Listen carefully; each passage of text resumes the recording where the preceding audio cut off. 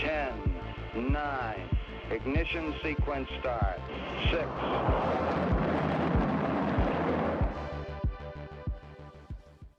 Hello and welcome to Rocket Fuel, your daily update of everything that's happening in the Rocket Pool community.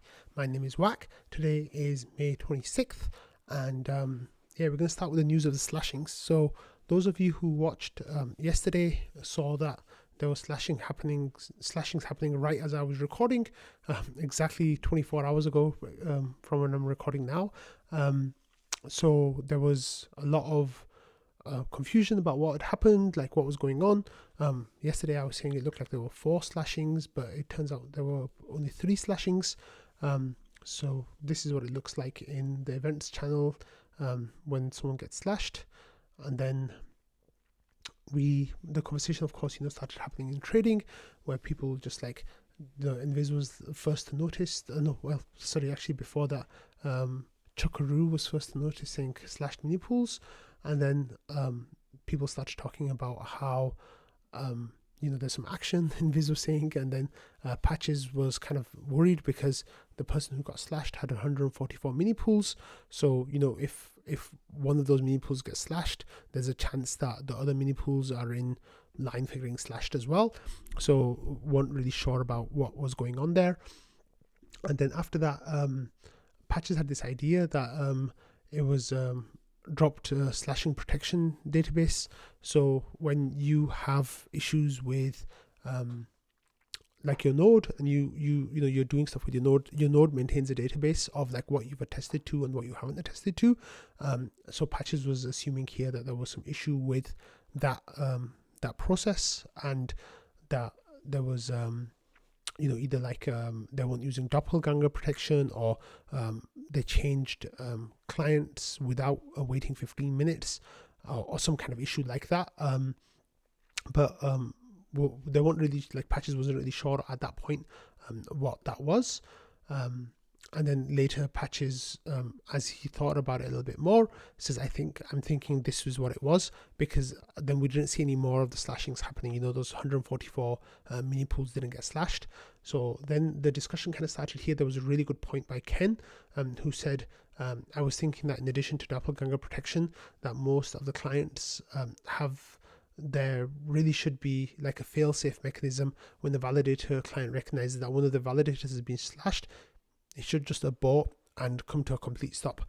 Yeah, so basically if you have a node, and on your node, if one of the validators is slashed, the whole node should go into shutdown mode and not attest anymore. I think that would be a really nice protection that you could have on the node, where if you have multiple validators on that, then they wouldn't all get slashed together. So Val had this really good point as well, saying, general note, please be sensitive in what you post around slashing. This is probably an unhappy person who may well be reading here now or later, or watching Rocket Fuel. So yeah, my sympathy is going out to the person. We're not sure basically what's happened exactly. Patches was kind of looking around some of their validators, and it looked like their validator went offline around these epochs here at the bottom, 203638 and 203639, and then it looked like they came back online for the next 3 epochs after that, and that's when they got slashed. So I'm not sure. Patches here saying, like, I'm leaning towards keys, so like multiple keys in places. The first batch of misattestation was normal downtime. Second batch is post slashing. So that's the second batch is, of course, when they got slashed. So we officially don't have an understanding of what happened yet. The person hasn't come into support or Discord to talk about the issue. So we're only making guesses. Thankfully, it was only 3 out of the 144 mini pools that got slashed. So there'll be no nothing taken from our ETH holders in this case, because reward skimming and all that good stuff means that there won't be any of that issue. But there definitely will be an issue with that person's three validators losing at least 3 ETH and some inactivity leak as well. So yeah, as we get more information, if the person does turn up, then I'll give that some coverage. but until then, I think there'll just be speculation on what did and didn't happen. So I guess there won't be that much point more of talking about that. Okay, next we have this nice little whale splash that happened in events a few hours ago, about 5 hours ago, which was a deposit for 3,400 ETH deposited into the deposit pool, which, you know, I absolutely love to see. And then a couple of hours after that, about 2.5 hours ago, we got this other splash of 4,580 ETH deposited into the deposit pool. So just in those two transactions, that's like a good 7,000, 8,000 ETH. So let's have a look at the deposit pool. So yeah, that's, you know, 4,580 ETH in that one, 3,400 in the other one. Of course, that takes us to nearly 8,000 ETH in just those two transactions. And then we've had other ETH trickling in as well, which of course is lovely to see. So if you have a look at the monthly for May now, we have 117,000 ETH deposited into the deposit pool. I made a prediction last week that we would go to 150,000 for May. I made that prediction a couple of days ago, and I think we are nicely on track for that. If things work out. And then for the week here, we're on 27,600. So it looks like we're going to have, it's likely that we'll have the second best week for Rocket Pool since, well, ever, basically. Especially since Atlas, of course, you know, this will be the second best week I think that we'll be going into. And then on the daily time frames, we're at 8,500 for today in total, and there's still some hours left for today. So there's a chance that, you know, we could have that number pushing 10,000 as well, which would kind of mirror what happened last weekend, where we had two 10,000 days in a row.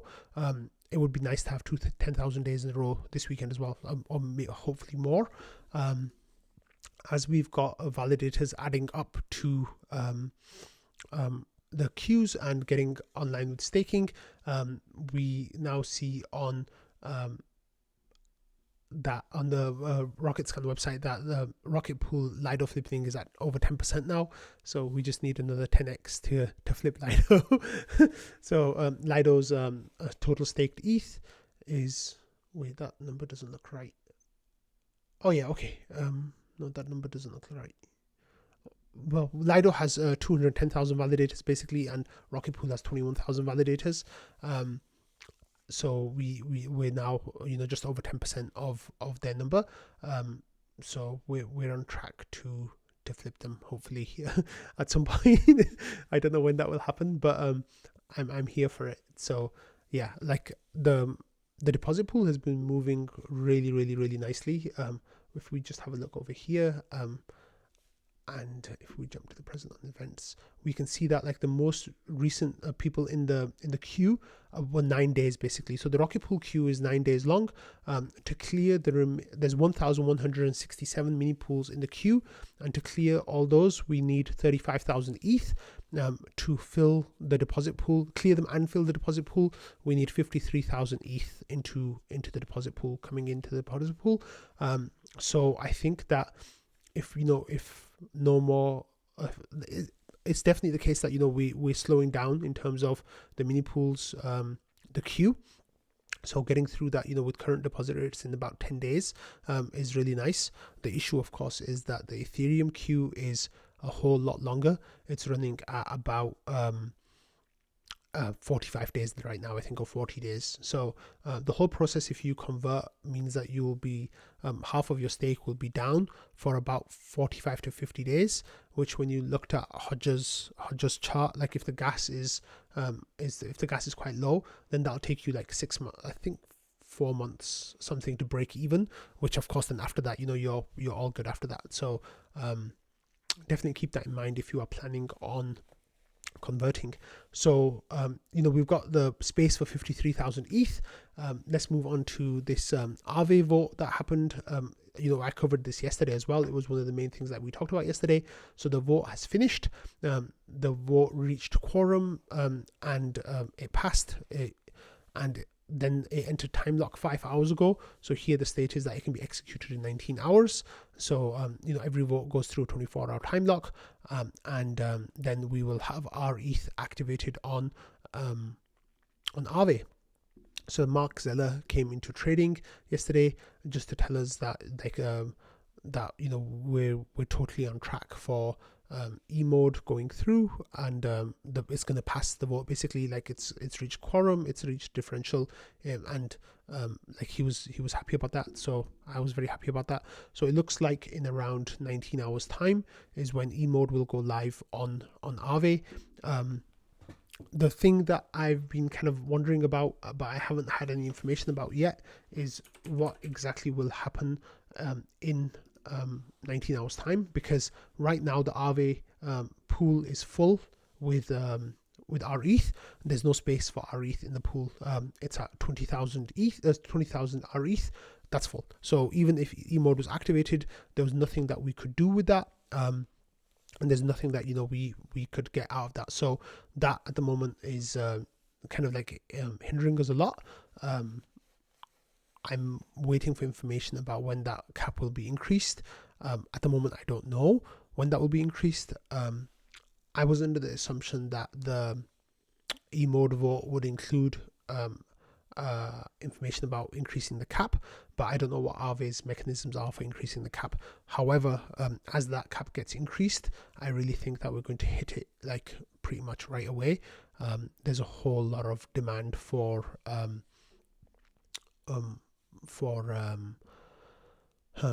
eMode right now. There's something interesting that happened yesterday. So I was saying that there were that I was excited about eMode happening, and then Kev replied to me, and he said something. Let me see if I can find it. Sorry, he said something really interesting, saying, I have this friend who said they didn't want to start buying RPL until there's some solid rETH DeFi options with eMode specifically. Said no one ever. So because I was really happy about eMode activating right now. Let me make this really clear for everyone who's listening. I've been extremely bullish on eMode. However, eMode activation does not mean that we will get RPL price jump. Now, why is this the case, right? So we have a whole bunch of node operators who are still on minipool 16s. They haven't migrated to LEB 8s. Just them migrating to LEB 8s will give us a capacity of having more than 100,000 new rETH being minted. I think maybe 200,000 rETH being minted just by them. So without adding a single new node operator ETH, and more specifically without adding a single new node operator RPL token. So the main difference that eMode will have is that will increase Rocket Pool's market share overall. It will increase Rocket Pool's TVL overall, and it will move us up the rankings of staking services. It will not impact the price of RPL directly. The way that it might impact the price of RPL is as more node operators come online. They see that Rocket Pool is a growing protocol. They want to get in on that. They'll see that the TVL compared to the Rocket Pool, the RPL rewards are more favorable. So they might get into position because of that. It might be the situation that they want to what was I thinking? Sorry. That like it might be that they want to get in. They've been wanting to get in for a while. They've been waiting for the queues to clear up a little bit, and then they'll see that the Rocket Pool queue goes away, so then they'll start staking after that as well. They might want to buy the RPL, but I wanted to make it really clear that just because we will get more rETH demand does not mean that we'll get RPL demand. So Kev was right there, right? It doesn't mean that they're going to go and buy RPL as well. So this is not for RPL price speculation. What this is for is Rocket Pool as a protocol just getting really healthy and growing really well. Okay, so next we have this CoinGecko meetup that happened yesterday. It was the futures of the liquid staking derivatives, liquid staking tokens. Maybe it featured people from, it featured Darren, of course, from Rocket Pool, and it also featured Sam from Frax, and Anuthi from Stader. So it said here that this was the dive into LSTs, a diverse range of options available on Ethereum, and what lies ahead for LSTs in the future. And if you haven't heard about LSTs, now's your chance to learn. So that happened yesterday, and I think there'll be a recording available of it soon. I'm not sure where that is, but keep your ears out. Look out for that. If you're interested in listening to that panel discussion. The fact that Sam from Frax was there is interesting because there've been some moments of friction between the two communities, and of course there've been moments of friction between the Stader community and the Rocket Pool communities as well. So I didn't listen to it, so I don't know how it ended up turning out, but that's definitely one to check out if you are interested in that. Okay, next we had this thread from Sleety, who some of you probably know is a wonderful designer and artist, part of the Rocket Pool community, and he got a grant a while ago about making these like animated threads, and this was, I think, the third or fourth animated thread that Sleety released. So this one is all about getting started as node operator, an animated thread. So as you go down each tweet, it kind of explains concepts about how Rocket Pool works in really nice animations and like really clear language. So this is really wonderful thread that Sleety's put together. I really loved it. I think it is it's a really good information, and it's gotten some nice it's saturated quite well, and a lot of people have seen it already. So that is really nice that Sleety was able to get this out. So thanks for that, Sleety. And yeah, it's a really, really nice thread. So definitely check out this Twitter. It's Token Motion, and Sleety uses this to get the threads out. So have a look if you want to see the next one that comes up in about a month's time. Okay, and finally I want to finish with this post from the EI Pandas. That's the Ethereum Pandas. They're a group that is like a subset of the EV Mavericks, and they say that proof of work had apes, proof of stake has pandas, Ethereum improvement pandas, not EL pandas.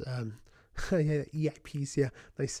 So their Discord is of course based in the EV Mavericks. So they've got a campaign that they started saying the next EI Panda to be burned is this one, unless some brave soul withdraws half an ETH or more from Lido withdrawals and comments with the hashtag leaving Lido and a link to the transaction. It says, if you save the panda, he's all yours. Will you be a hero today? So every day they're going to burn a panda, which is one of these pandas right here, unless you can prove that you are leaving Lido and comment with this hashtag leaving Lido. So as you can see, there's people have let me see if anyone's actually posted with leaving Lido so far. Yeah, here, look, I just withdrew some STEs from Lido, and I'm saving the sweet adorable EI Panda from getting burned. And then there's a transaction hash, and so people are doing this already. Like, it's a nice little campaign that you'll get a free NFT if you leave Lido. So that's nice that they're doing that. It hasn't really taken off huge, but it's nice. Oh, this one got burned, sadly. It said rest in peace Panda 1330. The panda simply can't survive in a world where Lido controls 30% plus of the staked ETH market share, and unfortunately more pandas will soon meet their fate, or the humanity save the pandas. So yeah, withdraw from Lido, save the pandas, and if you want to come to Rocket Pool, then you're welcome to, because it's open, trustless, permissionless, and we can't stop you. So it'll be nice. Anyway, I hope you all have a lovely weekend ahead. Thank you for watching and being part of the Rocket Fuel community, and I'll see you all on Monday. I might have a couple of special videos coming out this weekend, so keep your eyes open for that. You'll see them if I make them. So yeah, thanks everyone. Bye.